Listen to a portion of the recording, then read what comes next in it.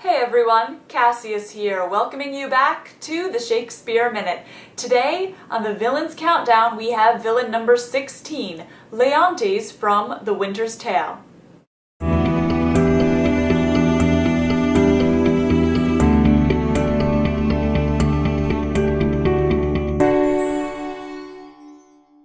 Leontes from The Winter's Tale is the king of Sicilia and the protagonist of our piece. The entire plot of this play hinges around one of Leontes' particular hang-ups, being that, well, he thinks his wife has been cheating on him. Go play, boy, play. My mother plays and I play too. But so disgraced a part whose issue will hiss me to my grave. Contempt and clamour will be my knell. Go play, boy, play.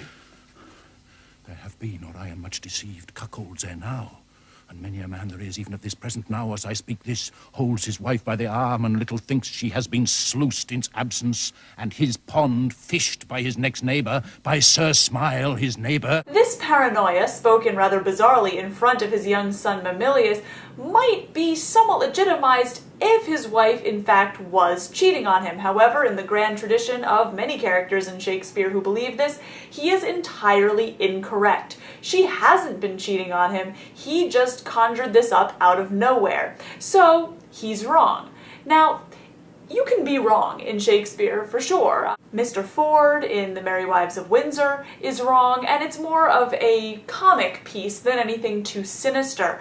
What separates Leontes from the rest of the jealous pack are a few interesting things. First off, there's no one trying to convince him that his wife is being unfaithful. Ford has Falstaff, who's trying, inadvertently, to convince him of his wife's infidelity. You have, obviously, Othello is being told of it.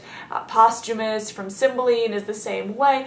And in the same with Claudio from Much Ado About Nothing. But Leontes just whips this out of the air. We don't know why he believes this. We just know that he's jealous because his wife will speak to another man in his presence, and that's it.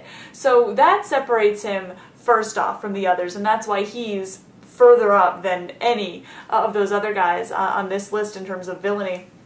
But also, he's told by other people specifically that he's wrong. When he voices his concerns, other people in very well-reasoned tones tell him that he has to calm down, that he should accept that his wife has been true to him, that everybody knows that she's been true to him, that certainly there's no evidence for it, no one has seen anything of the like, so why is he freaking out? And the more people try to reassure him, the more he goes even further off the reservation mentally, to the point where he's actually affecting the world around him and the people that he should love. He actually uses his power as king and throws that around. He's not just wrong privately, but he actually uses his power to do things like imprison his wife and put her on trial right after she gives birth to their daughter, who he believes is not his.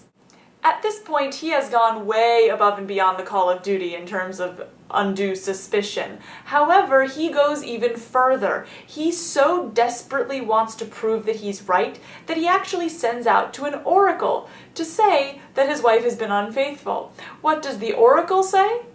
Hermione is chaste, Polixenes blameless, Camillo a true subject, Leontes a jealous tyrant, his innocent babe truly begotten, and the king shall live without an heir, if that which is lost be not found. And this doesn't even stop him. The only thing that can stop Leontes is full-on tragedy and losing everything.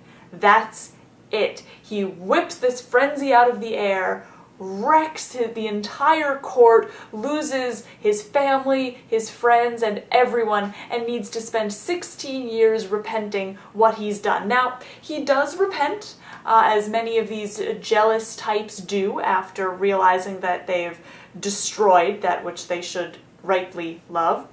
But that doesn't quite make up for the fact that people die because of what he does, and he's not even doing it because someone else is pulling the strings. He's the only one pulling the strings. He abuses his own authority and corrupts his private and public lives at once by suspecting his wife of infidelity, which she is not guilty of. His crimes include not only the inadvertently caused deaths of people from his public and private lives, the banishing of his infant daughter, and the exile of a loyal servant, Camillo, but also abuse of authority to conduct his own private business, which in this yields pretty catastrophic results. And all of this for motivations that we can't rightly see.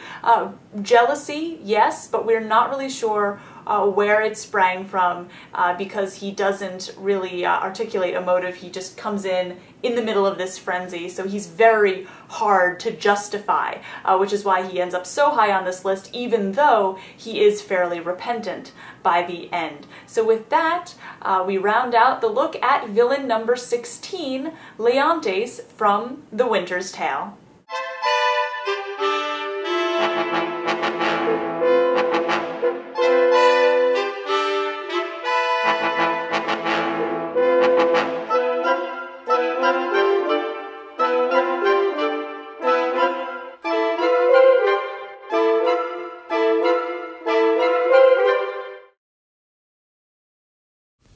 His whispering nothing, his leaning cheek to cheek, his meeting noses, kissing with inside lip, stopping the career of laughter with a sigh, a note infallible of breaking honesty, horsing foot on foot, skulking in corners, wishing clocks more swift, hours, minutes, noon, midnight, all eyes blind with the pin and web, but theirs only, that would unseen be witted.